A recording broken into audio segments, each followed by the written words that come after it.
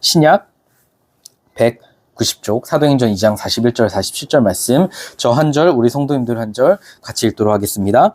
그 말을 받은 사람들은 세례를 받음에 이날의 신도의 수가 3천이나 더하더라. 그들이 사도의 가르침을 받아 서서 교제하고 떡을 떼며 오로지 기도하기를 힘쓰니라. 사람마다 두려워하는데 사도들로 말미암아 기사와 표적이 많이 나타나니 믿는 사람이 다 함께 있어 모든 물건을 서로 통용하되 또 재산과 소유를 팔아 각 사람의 필요를 따라 나눠주며 날마다 마음을 같이하여 성전에 모이기를 힘쓰고 집에서 떡을 떼며 기쁨과 순전한 마음으로 음식을 먹고. 같이 읽겠습니다. 하나님을 찬미하며 또 온 백성에게 칭송을 받으니 주께서 구원받는 사람을 날마다 더하게 하시니라. 아멘. 네, 배우신 우리 성도님들을 환영하고 축복합니다. 우리 앞뒤 좌우에 계신 분들과 이렇게 인사하도록 하겠습니다. 잠은 잘 주무셨습니까? 라고 한번 인사할까요? 네, 잘 잤는데요. 같이 하는 말씀 나누도록 하겠습니다. 우리가 인생을 살다 보면 와, 세상에 이런 일이? 같은 경우를 보게 될 때가 있죠. 제가 찾아봤습니다. 무슨 일이 있을까? 미국의 어떤 한 사람이 스키장에서 스키를 타는데 뒤에서 누가 막 쫓아오더래요. 누구야? 하고 뒤로 봤더니 곰이 자기를 향해 쫓아오고 있었대요. 근데 곰의 속도가 워낙 빠르니까 자기가 이러다 따라잡히겠다. 그래서 결국 자기가 메고 있던 가방을 이 곰에게 던져주었더니 안 쫓아오더래요. 알고 보니 그 가방에 초콜릿이 있었던 거죠. 그러자 그 곰은 그 가방을 뜯고 초콜릿을 먹으며 유유히 사라졌다고 합니다. 곰에게 쫓기는 일, 흔치 않죠. 또 최근에 우리나라 겨울에 춥죠. 근데 사실 러시아에 비하면 아무것도 아니라고 합니다. 러시아는 영하 50도가 돼도 등교를 한대요. 그럼 학교가 언제 쉬냐? 그 기준이 영하 56도라고 합니다. 그런데 이와 반대로 인도는 여름의 기온이 보통 40도에서 45도래요. 근데 얘네의 폭염 기준은 몇 도냐면 50도. 실제로 22년도 여름에 50도가 돼서 폭염으로 사람이 죽고 난리가 났대요. 그러면 겨울은 어떨까요? 얘네들은 언제 학교가 휴교를 할까요? 언제냐면 10도. 10도만 돼도 한파래요, 거기는. 그래서 학교가 쉬고 사람들, 길거리 노숙자들이 얼어서 죽는다고 합니다. 신기한 일이죠. 마지막이에요. 또 어떤 사람이 코로나 시기에 회사에서 잘렸대요. 그래서 친구랑 술을 마시다가 열받는데 내 퇴직금 적금 다 주식에 올인한다 하고서는 삼성전자를 사야지 한다는 걸 상신전자로 잘못 샀대요. 야, 망했다, 어떡하냐 했는데 그 주식이 무려 2배가 오른 거예요. 또 대박을 쳤다는 그런 놀라운 일도 있었다고요. 델로면 된다는 거. 이렇게 우리는 살면서 참 주변에 다양하고도 놀라운 일들을 보고 경험할 때가 있는데요. 오늘 우리가 읽은 본문에서도 세상에 이런 일이 나올 만한 사람들이 등장을 합니다. 바로 예루살렘 교회였어요. 오늘 우리가 읽은 본문은 사도행전이에요. 사도행전이 뭐냐면 앞에 마태, 마가, 누가, 요한복음이 예수님께서 이 땅에 계실 동안의 이야기를 다룬 거라면 사도행전은 그 이후에 이제 복음이 어떻게 전파되고 교회가 세워지는지 그 내용을 담고 있는 거예요. 그리고 오늘 41절을 보면 이렇게 이야기를 합니다. 41절 말씀 다시 한번 같이 읽어볼게요. 시작! 그 말을 받은 사람들은 세례를 받음에 이날의 신도의 수가 3천이나 더하더라. 아멘. 이제 예수님께서 부활하시고 하늘에 가신 다음에 예수님을 따르던 120명의 사람들이 모여서 기도를 하다가 성령님이 임하셨어요. 그리고 나서 예수님의 제자라고 하는 이 베드로가 사람들에게 설교를 하니까 3,000명이나 되는 사람들이 예수님을 믿게 된 거예요. 놀라운 일이죠. 그래서 이제 그 사람들이 모여서 예배를 드리기 시작하는데 그 공동체가 성경 최초의 교회, 바로 예루살렘 교회였던 거죠.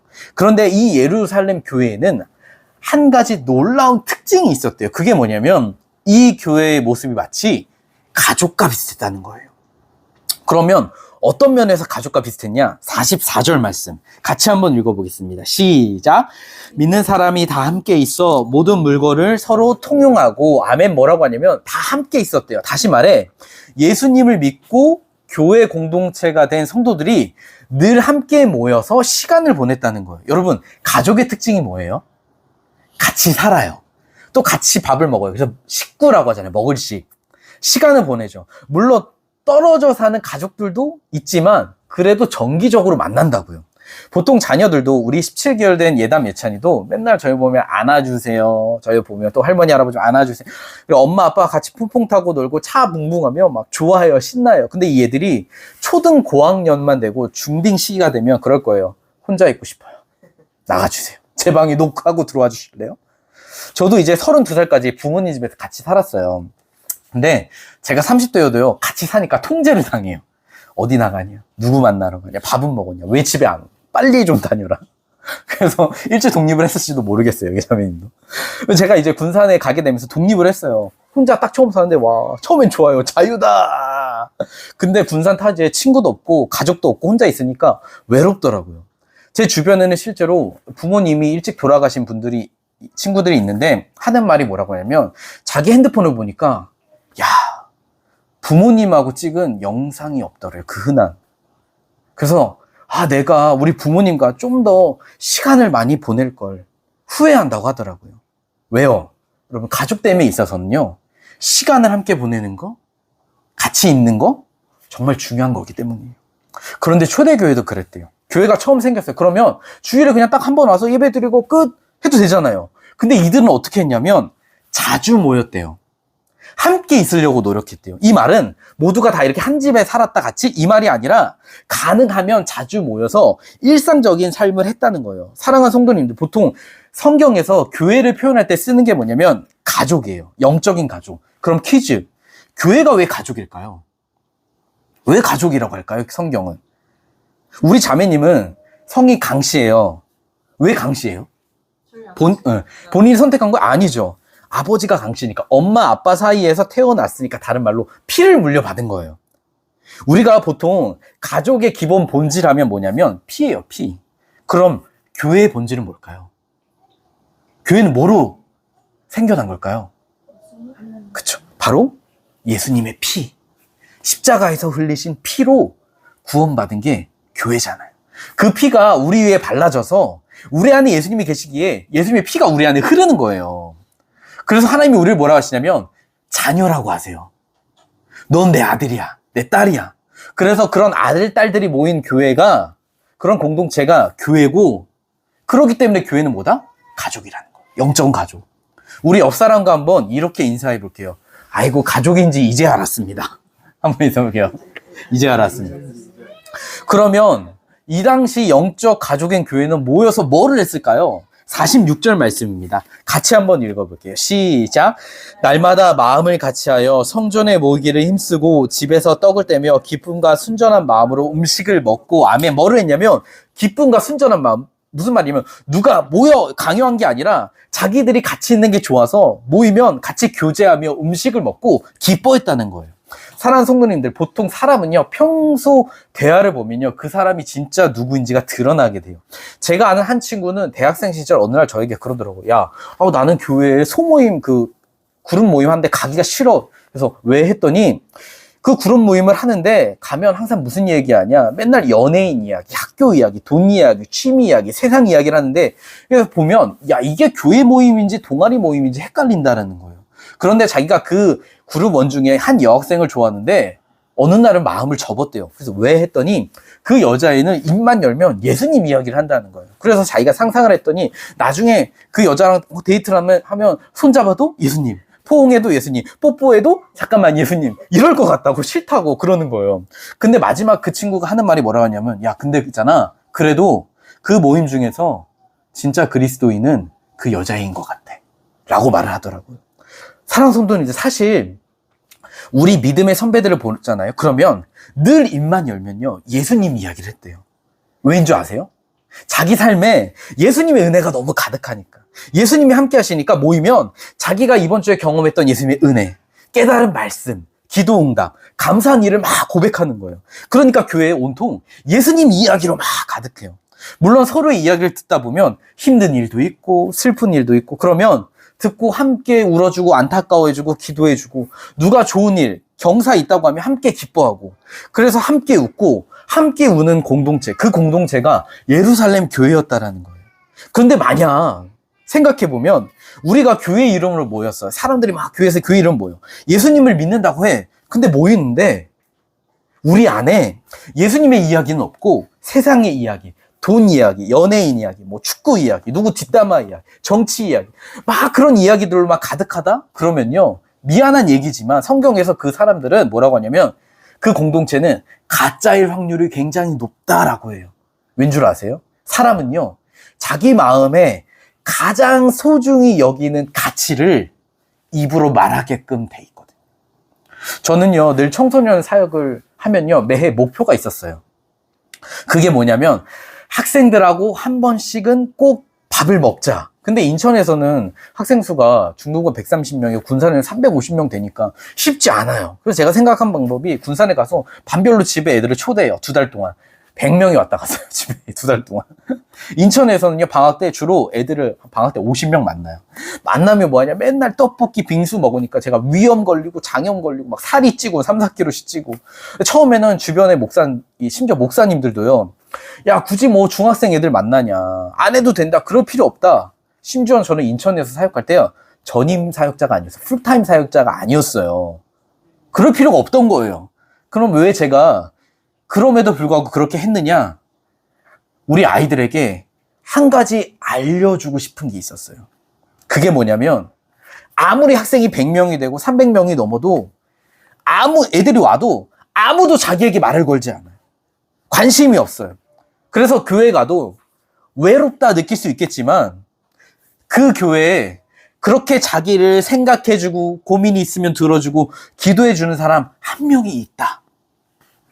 언제든 연락하면 반겨줄 수 있는 사람 한 명이 있다. 그래서 그 아이의 마음속에 교회가 그래도 따뜻한 곳이구나. 나중에 기억할 때 교회는 따뜻한 곳이었구나 라는 그 기억을 선물로 주고 싶었어요. 왜요? 그게 성경이 말하는 교회니까. 그런데 제가 그거 할 때 항상 애들하고 예수님 이야기하고 마지막에는 항상 기도해 줬거든요, 애들. 그럼 끝나고 나면요, 기뻤어요. 행복하더라고요. 근데 오늘 본문에 보니까 예루살렘 교회도 그랬대요. 만나면 모이고 기쁘고 나누고 행복했대요. 그런데 그들 안에 그렇게 기쁨이 가득하고 행복이 가득하니까 어떤 모습이 나타나냐면 44절 말씀 같이 읽어볼게요. 시작. 믿는 사람이 다 함께 있어 모든 물건을 서로 통용하고. 아멘. 어떤 일이 또 있었냐면 같이 자주 만나고 교제하니까 물건도 같이 쓰는 거예요. 여러분, 가족의 특징이 뭐예요? 집에 같이 사니까 같이 사용해요. 혹시 우리 선생님 중에 그런 아버지 혹은 그런 남편이 있으신가요? 어느 날 아빠 남편이 집합! 가족을 다 불러요. 그리고 그러세요. 야, 이 집은 내가 내 돈 내고 산 거니까 니네 화장실 변기 쓸 때마다 작은 건 1,000원, 큰 건 2,000원. 싫으면 저 밖에 나가서 볼일 보고 와. 그러신다. 그런 아버지 있나요? 없죠. 오히려 어때요? 내가 먹을 걸 사놓으면 동생이 몰래 갖다 먹어요. 그리고 싸워. 근데 나는 그렇게 해서 경찰에 신고해 본 적 있다. 없어요. 왠 줄 아세요? 가족이니까. 같이 쓰는 거예요. 근데 이 당시 교회도 그랬대요. 시간을 같이 보내고 함께 있으니까 그냥 같이 써요. 근데 그러면서 야, 이건 내 건데 너 왜 써? 그러는 사람이 없었대요. 오히려 야, 너 이거 필요한 것 같은데 너가 이거 써. 그러는 거예요. 그런데 거기 또 끝이 아닙니다. 45절 말씀을 보면 이렇게 얘기해요. 같이 읽어볼게요. 시작. 또 재산과 소유를 팔아 각 사람의 필요를 따라 나눠주며. 아멘.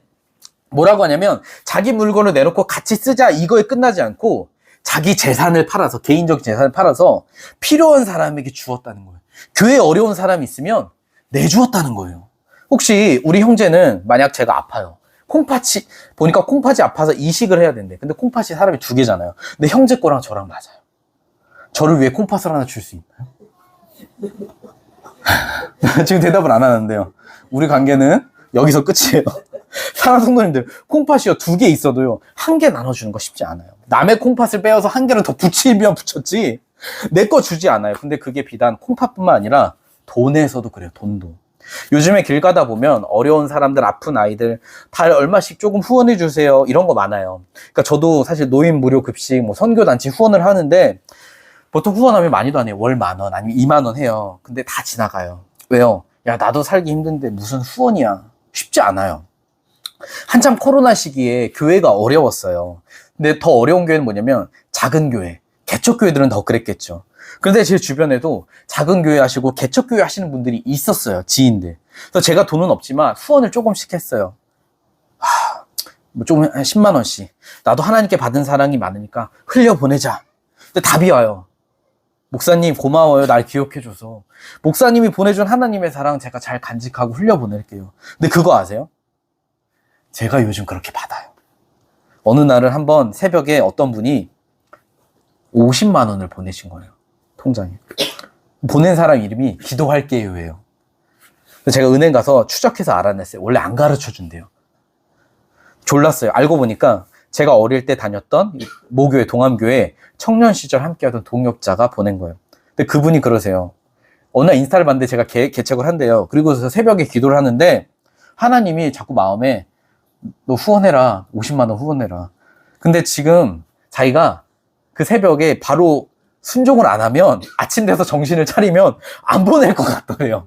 그래서 기도하다가 바로 그 자리에서 보낸 거예요. 근데 저는 알아요. 뭘 아냐면 그분이 그렇게 넉넉하지 않다는 거 알아요. 월급을 그렇게 많이 받지 않는다는 거 알아요. 근데 그렇게 보내는 거 쉽지 않아요. 그런데 그럼에도 불구하고 그렇게 했던 이유가 뭘까?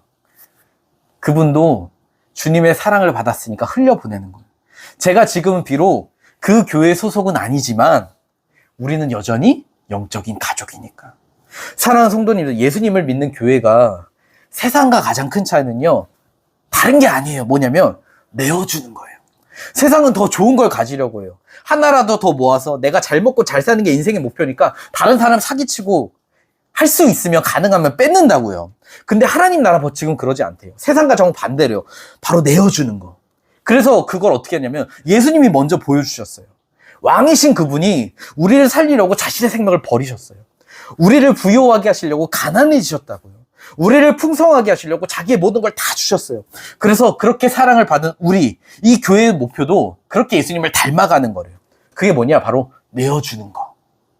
요즘 우리 교회 형제가 자주 하는 말이 있어요. 그게 뭐냐면 제가 이렇게 맨날 받기만 해서 어떡해요? 감사합니다. 이걸 막 요즘 자주 해요. 우리 형제가 자격증 시험에 필기 합격하니까 막 다 축하해요. 나는 축하하는 거 보면 그 자격증을 다 딴 것 같은데 필기 합격했는데 다 축하하고 막. 왜요? 경사하니까.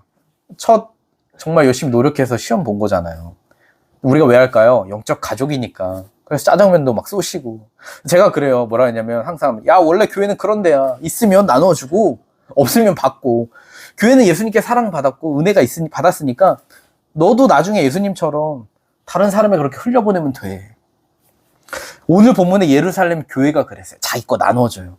그런데, 그렇게 나눠주니까 교회 안에 어떤 일이 일어나냐면, 사도행전 4장 34절이 하나만 더 넘기면, 4장 34절에 이렇게 이야기를 해요. 같이 읽어볼게요. 시작. 그 중에 가난한 사람이 없으니 이는 밭과 집 있는 자는 팔아 그 판 것의 값을 가져다가. 아멘. 뭐라고 하냐면 가난한 사람이 없었대요. 근데 여러분 뭔가 이상하지 않습니까? 실제로 이 예루살렘 교회에 가난한 사람이 없었을까요? 이 말은 예루살렘 교회 사람들이 다 잘 살고 돈 문제 있는 사람이 없다라는 그런 말일까요? 저희 부모님 집 근처에 떡볶이 집이 있어요. 근데 어느 날은 떡볶이 먹으러 근처 학교 여학생 4명이 왔는데 이상하게 한 애가 안 먹더래요. 주인이 넌 왜 안 먹어 했더니 하는 말이 돈이 없어서요. 그러니까 그 애들은 더치페이가 규칙인 거예요. 근데 자기는 돈이 없어서 같이 왔지만 안 먹는데요. 근데 놀라운 건 친구들이 한 입 먹어보라는 이야기를 안 해요. 근데 딱 그걸 보는데 갑자기 옛날 제 생각이 나는 거예요. 제가 청년 시절에 돈이 없어서 힘들었을 때 예배 끝나고 사람들끼리 막 모여있잖아요.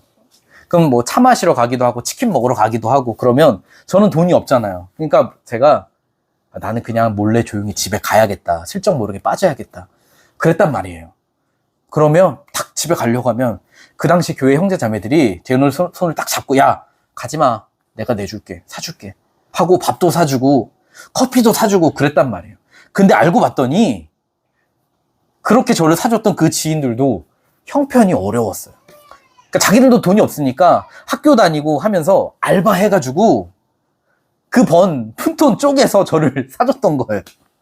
그러니까 제가 나중에 그 사실을 알고 나서 한 가지 깨달은 게 있었어요. 그게 뭐냐? 저는 가난하지만 가난하지 않았구나. 저는 가난하지만 부요한 사람이었구나라는 걸 깨달았어요. 왠 줄 아세요? 저에게는 자기 걸 내어주는 영적 가족들이 있었거든요. 근데 성경에서요, 하나님 나라의 특징이요, 가난한 사람이 없는 거래요. 무슨 말이냐? 하나님 나라는 다른 데 있는 게 아니라 예수님을 믿는 교회, 가족같이 자기의 것을 내어주는 교회, 그 교회 안에 있다라는 거예요. 그 교회가 천국이라는 거예요. 그런데 그렇게 교회가 하나님 나라 천국이 될 때 어떤 일이 일어나냐면 43절을 보면 2장 43절 보면 세상 사람들이요, 교회를 두려워했대요. 47절에 보니까 교회를 칭송했대요. 왜 세상의 사람들이 교회를 칭찬하고 두려워했을까요? 그 이유는 바로 그 교회의 모습이 이 세상에서는 볼 수 없는 모습이었거든. 자기들이 그렇게 꿈꾸던 유토피아, 천국의 모습이었거든요. 이 당시 사람들이요, 원래 알던 사람들이 아니에요. 원래 친하게 지내는 사람들이 아니라 처음 만난 사람들이 예수님의 이름으로 서로 교제하며 자기 걸 내어주고 어려운 사람이 있으면 자기 소유를 팔아 도와주는, 희생하며 사는데, 야, 어떻게 저렇게 삶이 가능하냐. 놀라운 일이다. 그래서 그들의 모습을 보고 두려워했다는 거예요. 대단합니다. 칭찬했다는 거예요. 그런데 사랑하는 성도님들, 오늘날은 어떻습니까? 세상이요, 교회를 두려워하지 않습니다. 오히려 교회를 무시합니다. 교회를 칭찬하지 않아요. 오히려 비난합니다. 너네 너무 이기적이야. 너네 너무 독선적이야. 너네 위선적이야. 왜요? 교회를 다닌다면서 장로인데 사장인데 뒤에서 몰래 빼먹고 사기치고 직원들을 괴롭히고, 건설하시는 분들이 갑질을 하고 집에서 며느리 괴롭히시기도 하는데요. 들었어요. 입에서 맨날 부정적인 이야기, 남을 욕하는 이야기가 떠나지 않고 하니까 교회 다니는 사람이 오히려 에게 상처를 받고 배신을 당한다는 거예요. 야, 사람들이 니네가 다니는 교회라면 나는 가지 않겠다. 이런 일들이 비일비재해야. 그런데 비단 이게 교회 밖에서의 문제냐? 아니요. 사실은요, 교회 밖의 문제보다 이미 교회 안에 심각한 문제들이 너무나 많이 있어요. 제가 청소년 사역을 하면서 그냥 예배를 드리고 소속감 없는 친구들에게 그랬어요. 야, 교회에서 다른 친구들하고 좀 친하게 지내고 시간을 가져보자 했더니 하는 말이, 왜요? 어차피 일주일에 한 번 보고 안 볼 건데? 어차피 저랑 아무도 인사 안 해요. 관심 없어요. 하는데 마음이 아프더라고요. 무슨 말이냐면 교회 안에서 아무도 예수님의 사랑을 느끼지 못한다는 거예요. 그런데 그게 애들만 그러냐? 요즘 교회에서 부교육자, 부목사들이나 전도사들 구하기가 어렵대요. 그걸 전문 용어로 어시스턴트 포비아라고 해요. 공포증. 그래서 왜 안 하지 하고 이야기를 들어보니까요, 뭐라고 하냐면 교회에서 갑질을 당했대요. 담임 목사님들, 장로님들, 힘 있는 분들이 자기들을 하나님의 사람으로 여기지 않고 뭐라고 여기냐? 우리가 내는 헌금으로 돈 받는 사람 취급을 한대. 다른 말로 도구라는 거죠. 그러니까 존경을 받는 게 아니라 필요하면 쓰고 쓸모 없으면 버린대요. 심지어 인격적 모욕을 당하기도 한대요. 어떤 사람은 담임 목사님 눈에 거슬려서 의견에 반대했던 이유로 너 나가. 잘렸어요. 제 지인 목사 이야기예요. 사례비? 부양가족이 있는데 최저임금도 안 되는 경우가 많대요. 야, 너네 무슨 사명자가 돈 이야기 하냐? 새벽부터 밤까지 충성해야지. 열정페이.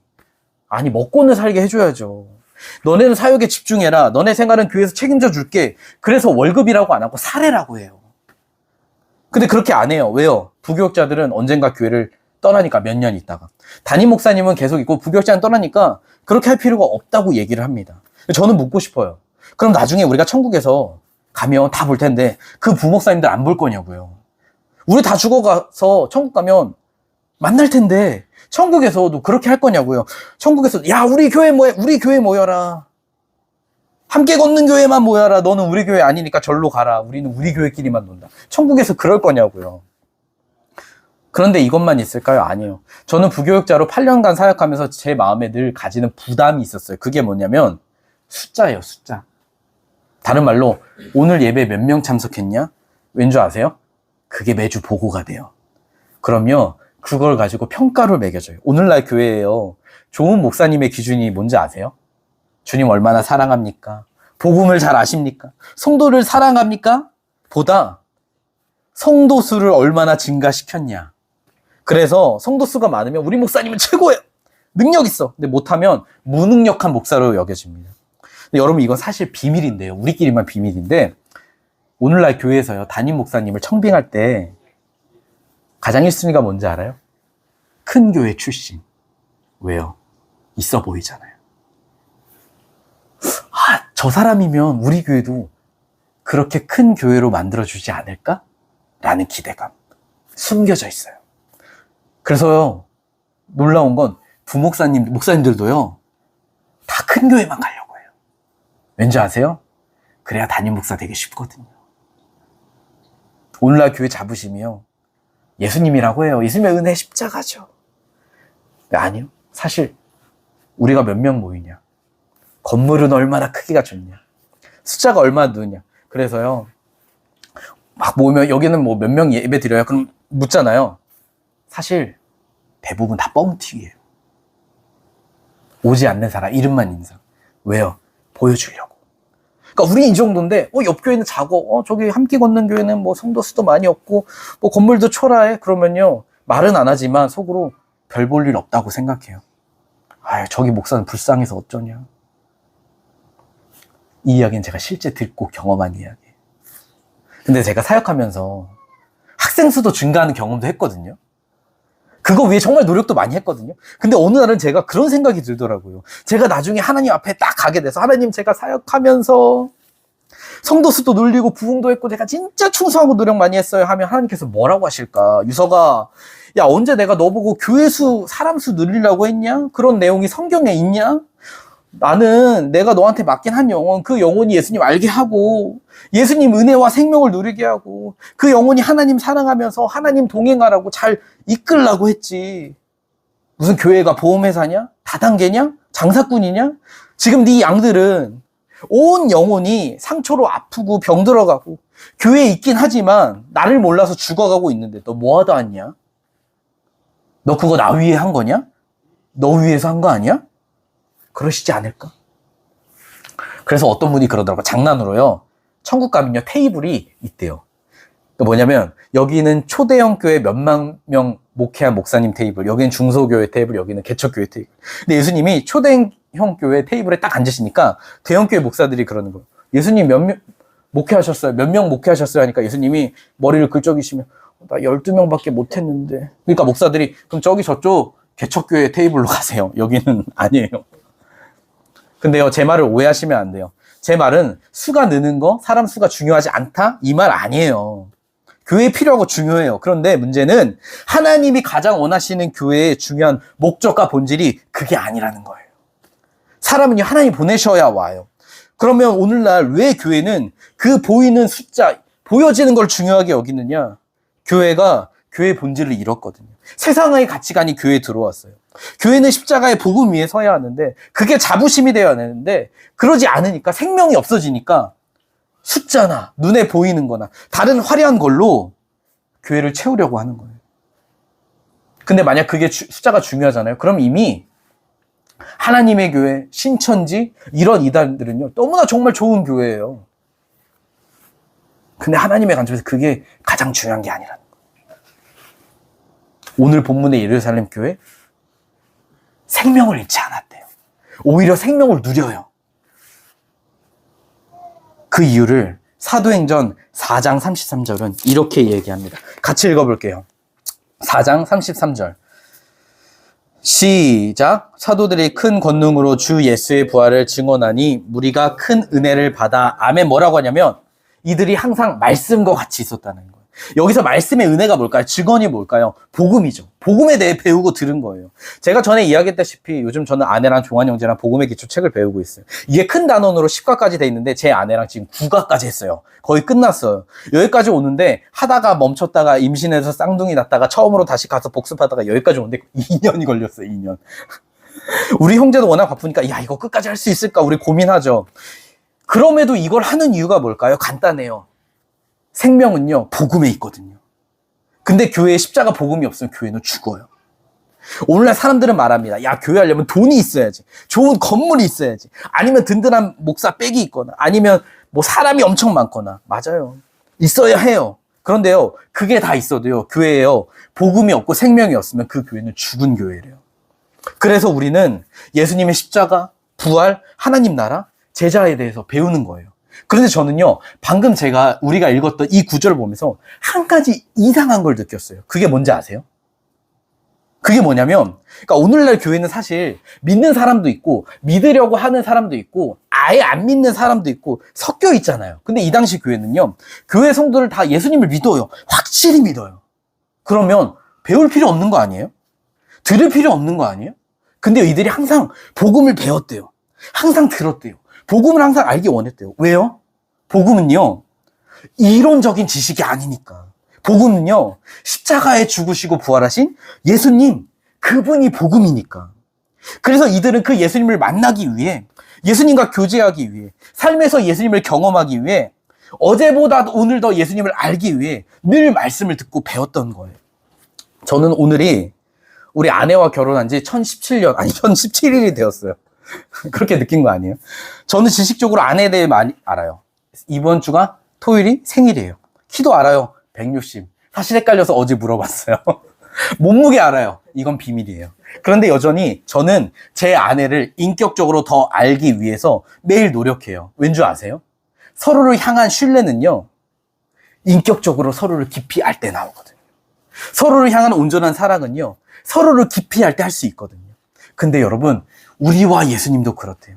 우리가 지식적으로가 아니라 주님을 우리의 삶에서 만나고 깊이 알 때 우리 안에 주님의 사랑이 넘칠 수 있대요. 그래야 흘려보낼 수 있대요. 우리가 주님을 깊이 알 때 주님을 더 신뢰할 수 있대요. 그래야 예수님을 따라 내 거를 내어줄 수 있다라는 거예요. 사랑하는 성도님들, 지금 우리는요, 수가 많지는 않아요.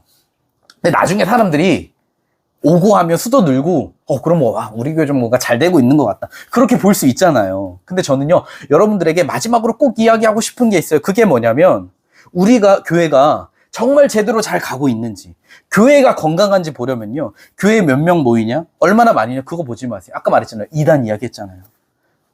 그게 기준이 아니라, 우리 교회가 성경에서 말하는 하나님의 기준에 잘 가고 있는지, 얼마나 벗어나 있는지, 또 하나님이 원하시는 꿈꾸는 그 교회대로 잘 따라가고 있는지, 그걸 가지고 비추어 봐야 돼요. 다시 말해, 우리 교회는 십자가의 복음 위에 잘 서 있냐? 예수님의 생명이 우리와 함께 하시냐? 그래서 우리가 주님을 사랑하냐? 우리는 주님께 사랑을 받은 만큼 우리 교회 공동체, 그리고 우리 이웃에 흘려보내고 있느냐? 그걸 보시면 돼요. 그걸 봐야 한대요.